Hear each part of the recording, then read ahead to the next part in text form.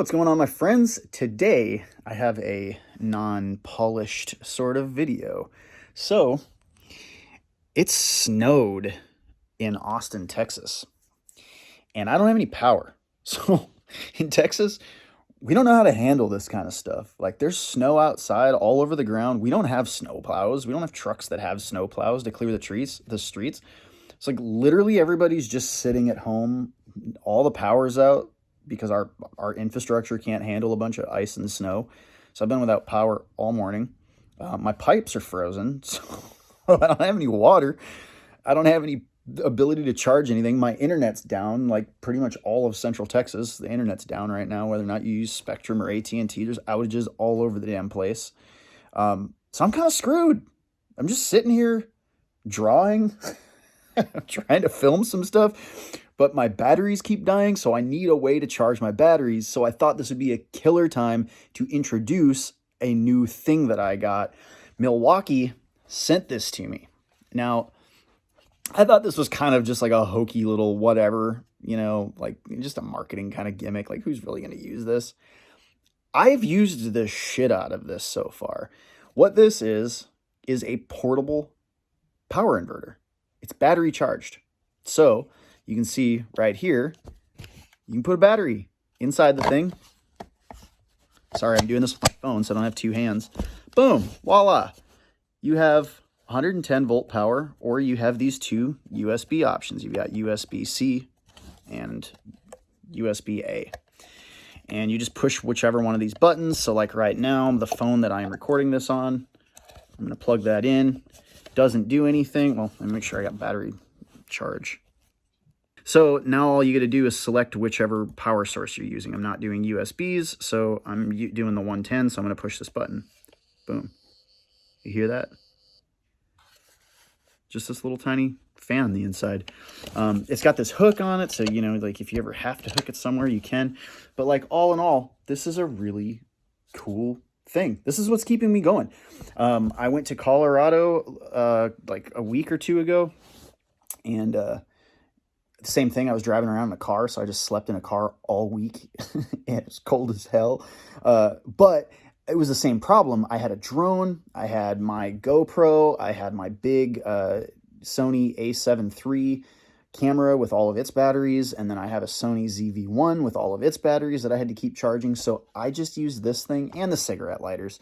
There was a couple of 12 volt power supplies with cigarette lighters that I was able to use adapters for and things like that. But for the majority of the time, I was up in the mountains in the snow, in the middle of nowhere, no service, no nothing, no power or anything. And I used this thing the whole time I was there. So I'm quite fond of this little guy, actually. Just having one around and keeping it in the event that you need it is really rad. The one thing I suggest is if you're going on a trip where you're going on a plane, don't bring these batteries, don't pack these in your luggage that you're going to check. If you're going to bring any kind of big batteries, like my drone batteries too are really big, they will make you take them out of your checked luggage because of the pressure. They pressurize the cabin when you're flying. So cabin pressure is at normal pressure, and these batteries don't, they can handle that extra pressure.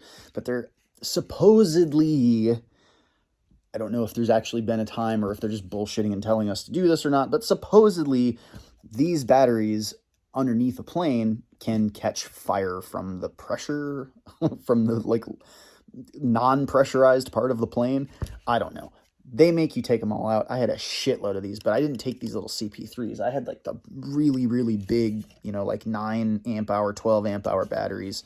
And I ended up having to pack those in my backpack with me and take them out of my checked luggage, which sucked because that meant my backpack was like ridiculously heavy at that point. Anyways, these things are rad. I'm a huge supporter. It's called the Milwaukee Topoff. So go out and get you one of these if you do a lot of stuff where you're portable and you just want to have portable power.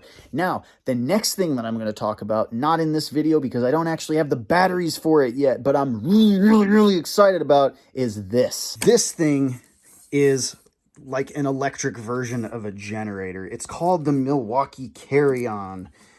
And by Carry-On, this thing is like ridiculously heavy. That doesn't even have the batteries in it. It puts these MX Fuel batteries, one big one here on top and one big one on the bottom. I'm not going to discuss this yet because I don't have the batteries, but coming up soon, I'm going to review this thing. It's basically a super badass job site version of this little guy. So, really, really excited that thing is to come. Really quickly, I want to give a shout out to some people. Thank you so much for my 480 volt members. I really appreciate you. It helps out a lot. I appreciate the fact that you support what I do. If you're not a member yet, you should join, because you get all of the top secret stuff that I don't share with anybody else. Plus, you get your name put on this screen. Oh, isn't that awesome? That's like super stardom. So join. So my friends, that is all that I have for you today. Sorry, that's kind of just an impromptu, not really important kind of video of any sorts, but just get back from Colorado trying to get my stuff together. I've got 2 dogs that I'm trying to integrate into a house, 2 pit bulls. So that's a lot of work. I don't have electricity or internet or anything, so this is what you get today.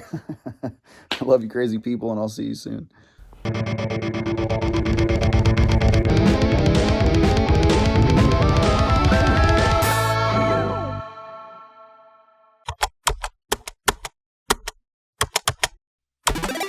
Best music and video.